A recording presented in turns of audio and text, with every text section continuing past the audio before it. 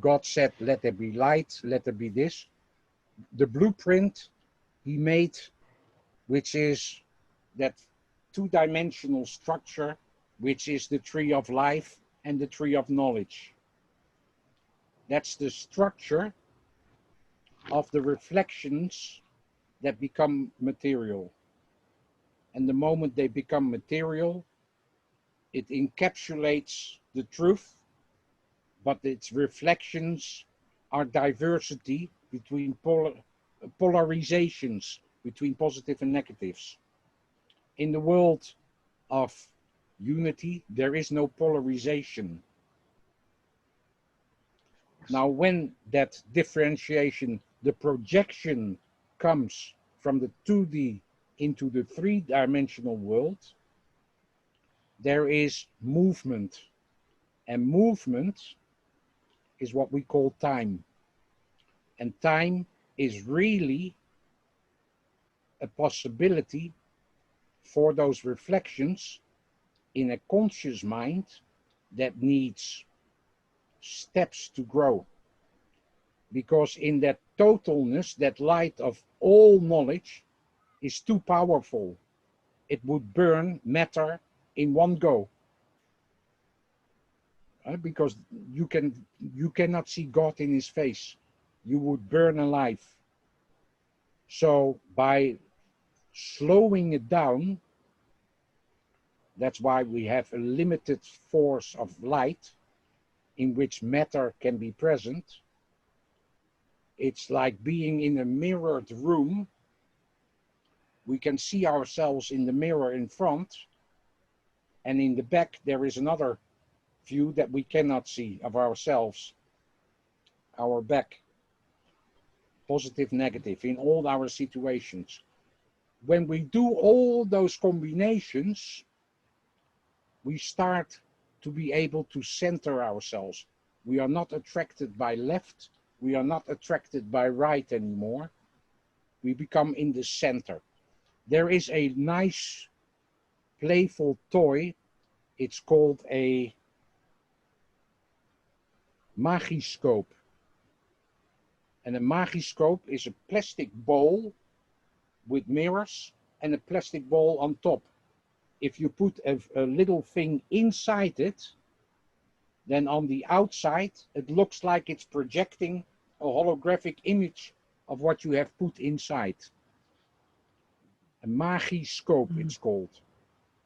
And you can find it on the internet. It's a toy you buy for 7-8 euros. So if you put something in it, it projects a hologram on the outside. We, that light in the center, we are not identifying with the center, our light within, we are identifying with the projections. So we are walking and thinking into those projections. Once we are centered, our light can reach out. Our light can go and see outside of our material world, our true nature. Because we too, our heart is a magnetic field. It has a sphere around us, but the sphere is still bent. It's still bending around. It's coming back to itself constantly. And that's what happens in our life. You are doing it right. You are doing a torus. You are doing a torus. Yes, because we are a reflection of that torus, which is 2 dimensions into a 3-dimensional shape. So we too are by nature a torus field. But the torus field is made out of the light that is bent. It makes a colorful rainbow principle around us, but the true light is the straight light that is everywhere at the same time. It's not bent because it's one. Call it astral light, call it ether, call it whatever you want, but it's one with everything. And as I say, we can do all the mathematics, and I can show all how matter comes into being through it, what rules there are and why they follow those patterns, how those patterns are dictated by that same structure, the two-dimensional plane, how this structure determines how the seed becomes a tree, how that's why in that principle you have a flower and you have a bee on the other side. They are interconnected, the flower and the bee. Yeah, it's all interconnected in the world of duality. They also have therefore a particular part of a structural movement which determines the facilities it needs to be functioning in that world. So, like an eye is related to a principle of a part of that spectrum, because it's far more than just light. Because light is also a frequency, therefore it's also related to sound, a frequency, a wavelength, a frequency, a vibration. But it's all part of that same structure. And there is a mathematical pattern which determines the steps in it. That's the same when people say, I had a near-death experience and I saw the tunnel and I was going towards the light. The truth is, of course, that the soul is also a reflection of three parts. A material part, a mental part, a mental emotional part, and the light itself. Now, when we die or when we have a near-death experience, what happens is the body part of the three-layered soul drops off first. Then the part that is still mental flows with it, but is still too heavy, incomplete, because it's bent. Therefore, it stays floating here, and the soul part of us rises higher. When it comes back, it comes through this, picks up a mental state, and enters a physical body again. Therefore, your life is preordained to overcome certain emotions. So you're born into a situation that gives you another chance to finish part of the cycle until you have had all the reflections and realize that you are not the reflections, but the light itself that has become now totally conscious of its oneness, of its unity. So instead of duality, it becomes oneness. Okay, thank you. Thank you very much, Moshiya, for these teachings. And we hope to see you again. Yes. Soon. As final.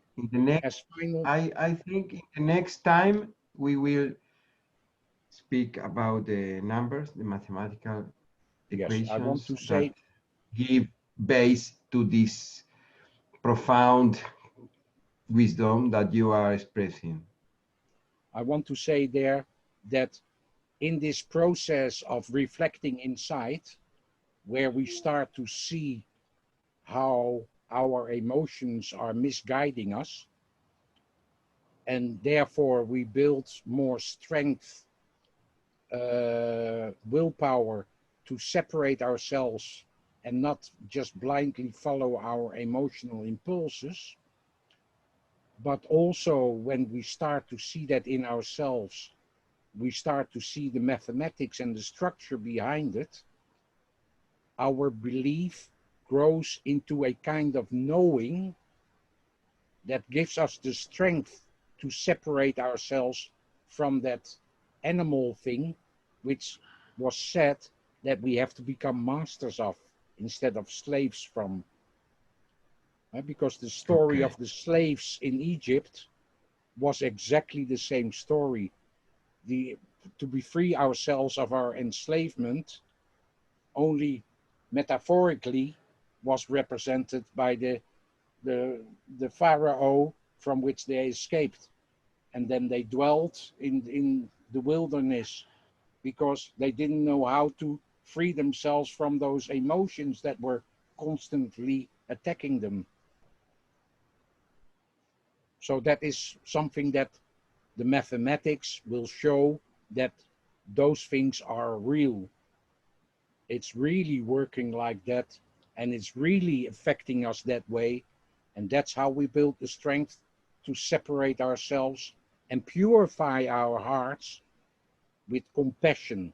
Because compassion, we have one more thing. We have pity, that's the one thing, because we look down on people. Then we have empathy, which is we can live with the person because we have experienced the same thing. But compassion comes from knowing. We are compassionate because we know. We can also let it happen, like a parent lets a child fall in order to walk.